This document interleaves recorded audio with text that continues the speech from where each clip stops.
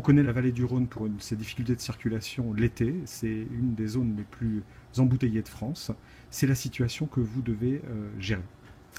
Alors en fait, en 2004, on était effectivement face à un constat. Qu'est-ce qu'on pouvait mettre en place comme mesure dans la vallée du Rhône pour pouvoir limiter les congestions qu'on pouvait rencontrer sur les très grosses journées de fort trafic où on a ces migrations estivales. Et effectivement, la vallée du Rhône, on voit passer un grand nombre de véhicules toute la journée. Donc parmi les mesures qu'on avait identifiées pour pouvoir réduire ces congestions, tous ces bouchons dans la vallée du Rhône, il y avait le dispositif de régulation de vitesse.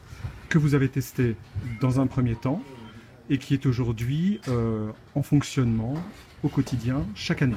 Alors effectivement, donc la régulation de vitesse depuis 2004 a fait l'objet de tests, d'expérimentations successives chaque année pour devenir pérenne et définitive depuis 2010-2011 où on a sur le réseau une utilisation qui peut se faire à n'importe quel moment.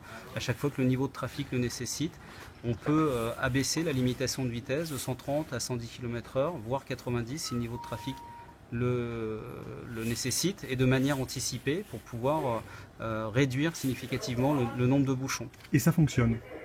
On a effectivement pu démontrer au travers de l'analyse des données de trafic qu'on a une économie de l'ordre de 30%, un gain de 30% de bouchons en vallée du Rhône, notamment l'été.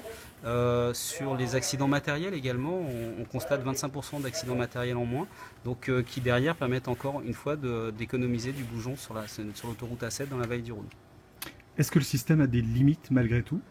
Alors le système fonctionne et fonctionne bien puisqu'il y a une bonne adhésion des conducteurs qui retrouvent un gain immédiat en situation de conduite du système puisque le trafic est beaucoup plus apaisé. Donc le fait d'individuellement baisser nos vitesses permet collectivement d'avoir un trafic plus stable et donc de gagner en fluidité. Maintenant, ce n'est pas une baguette magique. Quand le flux de trafic est trop important, la congestion finit par s'installer sur l'autoroute. Mais ce qu'on a gagné, c'est qu'elle s'installe le plus tard possible sur les plus grosses journées.